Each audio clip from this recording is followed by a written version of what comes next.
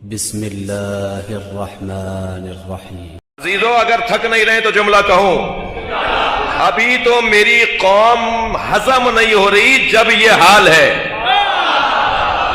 اگر یہ ساری قوم باکردار ہو جائے تو شیعوں کا دشمن کہیں ڈھونڈنے سے بھی نہیں ملے گا۔ صلوات پڑھیں محمد و آل محمد پر۔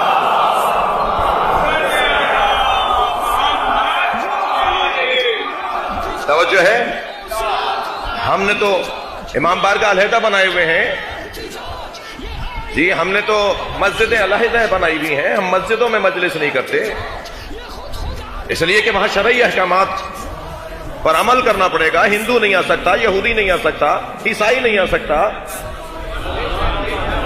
توجہ ہے، وہ کل اگر قیامت میں ہندو نے شکایت کر دی کہ یا اللہ میں دین سمجھنے گیا تھا،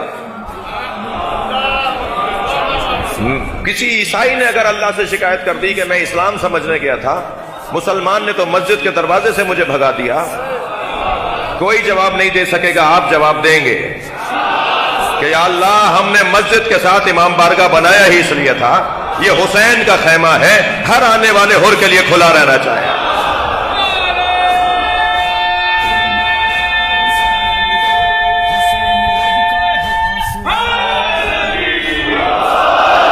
عزیزان گرامی، وسعت قلبی، سینہ بڑا کیجئے، دل بڑا کیجئے، ذہن کو وسیع کرنے کی ضرورت ہے۔ کوئی شیعہ فرقہ پرستی نہیں چاہتا، ہم سنیوں سے پیار کرتے ہیں، یہ کسی کے دباؤ میں نہیں کہہ رہے۔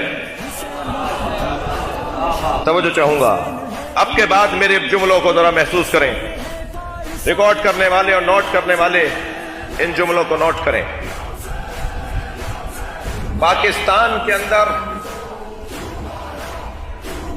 مکتب تشیع، اثنا عشریہ، فقہ جعفریہ پر عمل کرنے والی قوم کسی بیرونی، داخلی، مالی طاقت کی بنیاد پر اتحاد بین المسلمین کا نعرہ بلند نہیں کرتے، بلکہ ہم اتحاد بین المسلمین کا نعرہ دو وجہ سے بیان کرتے ہیں۔ سب سے پہلی وجہ حکم قرآن اور حکم رسول اور حکم اہل بیت یہی ہے۔ ہم دینی فریضہ، ہم قومی فریضہ سمجھتے ہوئے اتحاد بین المسلمین کا نعرہ لگاتے ہیں، اور نعرہ ہی نہیں لگاتے، عمل کرتے ہیں۔ کسی کو آزمانا ہے تو آزما لے۔ میرا ایک سنی بھائی مجھ سے کہنے لگا کہ میں کربلا مشی کرنے گیا، مشی کے درمیان نیاز تبرکات تقسیم ہو رہے تھے، میرا دل کر رہا تھا کہ فلاں نیاز کھاؤں، فلاں چیز جو بٹ رہی ہے وہ لے لوں، مگر رش اتنا زیادہ تھا تو میں نے دور سے یہ آواز لگائی، انا سنی، تو وہ بانٹنے والا سب کو چھوڑ کر میرے پاس آ گیا اور کہنے لگا پہلے انہیں کھلاؤ، یہ حسین کے دروازے پر کوئی سنی آیا ہے۔ آپ کربلا چلے جائیے، ہاتھ باندھ کے نماز پڑھیے، آپ کو کوئی مڑ کے بھی نہیں دیکھے گا۔ آپ مشہد چلے جائیے، آپ ہاتھ باندھ کے نماز پڑھیے، آپ کو کوئی نہیں مڑ کے دیکھے گا، بلکہ صرف اگر دیکھے گا بھی اور بات بھی کرے گا تو آپ کی خدمت کرنے کے لیے کہ اس کو کوئی پذیرائی کر دوں، اس کے ساتھ کوئی ہمدردی کا اظہار کر دوں۔ ہم باتوں کی حد تک اتحاد بین المسلمین کی بات نہیں کرتے۔ میرے بھائی بیٹھے ہوئے ہیں، شخصیات بیٹھی ہیں، بزرگان بیٹھے ہوئے ہیں، عمر رسیدہ لوگ بیٹھے ہیں۔ ہمارے گھروں میں 8 منٹ پہلے جب اذان سنتے تھے ہمارے گھر کی بڑی بوڑھیاں تو بچیوں سے کہتی تھی دوپٹہ سر پہ رکھ لو، بڑے بھائیوں کی اذان ہو رہی ہے۔ تو ہمارے تو گھر سے اتحاد کا پیغام دیا جاتا ہے۔ ہمارے گھر کی عورتیں اپنی بچیوں کو سمجھاتی ہیں بڑے بھائی ہیں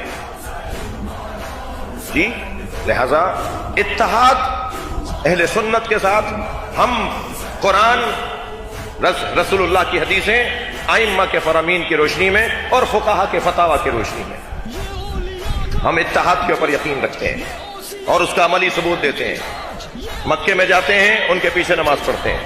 یہاں ایئرپورٹس کے اوپر یا کسی اجتماع کے اندر کوئی سنی عالم آگے کھڑا ہو تو ہم ان کے پیچھے نماز پڑھتے ہیں، ہاتھ کھول کے پڑھتے ہیں، سجدہ رکھ کے پڑھتے ہیں۔ ایک یہ سبب ہے کہ ہم اتحاد کے اوپر یقین رکھتے ہیں، عقیدہ رکھتے ہیں۔ دوسرا، پیام پاکستان کے نام سے جو پاکستان کی ریاست نے اس ملک کے اندر فرقہ وارانہ ہم آہنگی، مسالک کے درمیان ہم آہنگی اور ادیان و مکاتب اسلامیہ کے درمیان ہم آہنگی ایجاد کرنے کے لیے جو دستاویز تیار کی، وہ آئین پاکستان کے بعد سب سے زیادہ مضبوط دستاویز ہے۔ میرے پاس وہ دستاویز موجود ہے پیام پاکستان کے نام سے۔ آئین پاکستان کے بعد اگر کوئی مضبوط تحریر اس ملک میں بالاتفاق بنائی گئی ہے تو وہ پیام پاکستان ہے۔ پیام پاکستان میں واضح لکھا ہوا ہے کہ اس ملک میں تکفیریوں کے لیے کوئی جگہ نہیں ہے۔ لبیک یا حسین،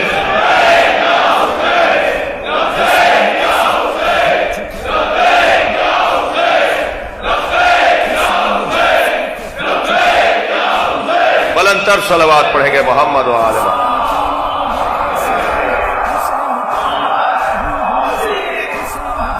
عزیزان گرامی، ہم اس ملک کے اندر دوسروں کو زندہ بھی دیکھنا چاہتے ہیں اور خود بھی زندہ رہنا چاہتے ہیں۔ کچھ دن پہلے جو کراچی میں ایک اجلاس بلایا گیا، اس اجلاس میں جو فرقہ واریت کی گفتگو کی گئی، اذانوں میں علی ولی اللہ جو ہمارا مذہبی، دینی، عقیدتی، فقہی اور شرعی مسئلہ ہے، اس کے خلاف ہرزہ سرائی ہوئی۔ تعجب مجھے ان معتدل مزاج علماء پر ہے کہ جو وہاں بعض بیٹھے ہوئے نظر آئے، مگر ان کے لیے دعا گو ہیں کہ اللہ انہیں توجہ اور احساس عطا فرمائے۔ مگر اس گفتگو کے اندر صرف شیعوں کے خلاف بات نہیں ہوئی ہے۔ عید میلاد النبی کو فرقہ واریت کے لیے استعمال کرنے، فرقہ واریت پھیلانے کے لیے عید میلاد النبی کے جلوسوں اور جلسوں اور محفلوں کو فرقہ واریت پھیلانے کا ذریعہ بنانا، یہ اس اجلاس کا ایک ایجنڈا تھا۔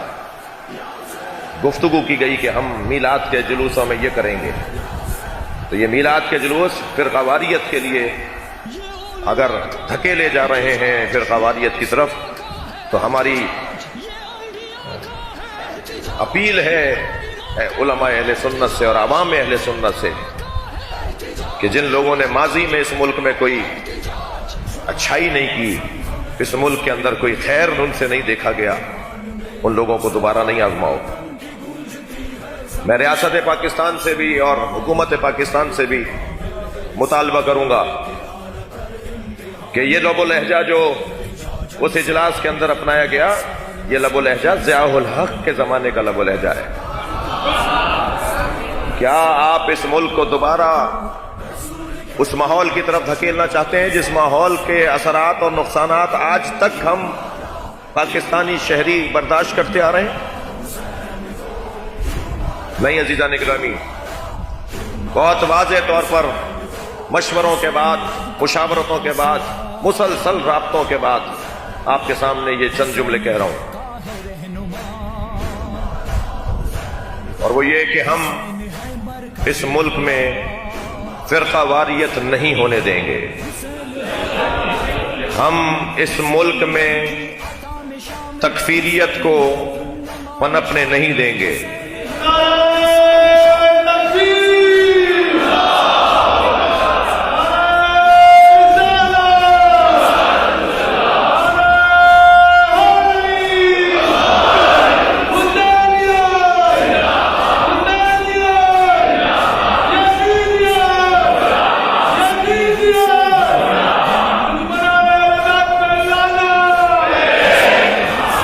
اس ملک کو کسی طور کمزور پڑنے نہیں دیں گے، تشریف لائیے گا، ہم اس ملک کو کسی طور بیرونی سازشی عناصر کے ہاتھوں میں نہیں دیں گے۔ ہم پاکستان کی فضا کو صحرائی ممالک کے مفادات کی بھیٹ چڑھنے نہیں دیں گے۔ ہم پاکستان کے اندر خطے کے مفادات کو عزیز رکھتے ہوئے اپنا حصہ ڈالیں گے، اور ہمارا سب سے بڑا دشمن کو جواب، ہمارا دشمن کو سب سے بڑا جواب عزاداری سید الشہداء ہے۔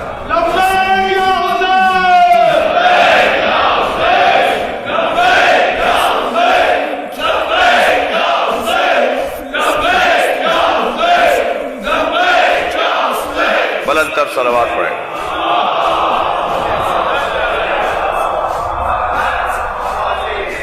ہم اس وقت عبادت میں مصروف ہیں اور عبادت میں شدت آئے گی۔ میں اپیل کروں گا پاکستان کے شہریوں سے، عزاداروں سے، کہ آپ اگر دن میں 2 مجلسیں کرتے تھے تو آپ 4 کریں گے۔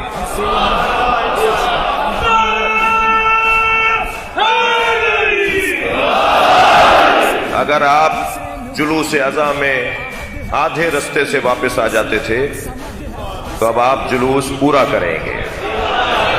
خاص طور پر چہلم کے جلوس کا ریکارڈ توڑنے کے لیے ہم پیدا ہی نہیں ہوئے، ہم ریکارڈ بنانے کے لیے پیدا ہوئے۔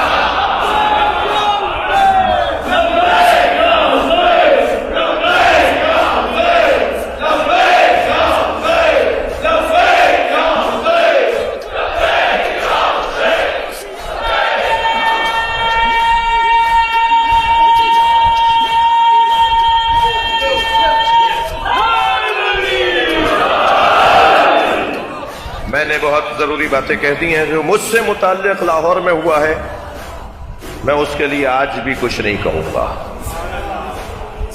انتظار کر رہا ہوں اس ملک میں اگر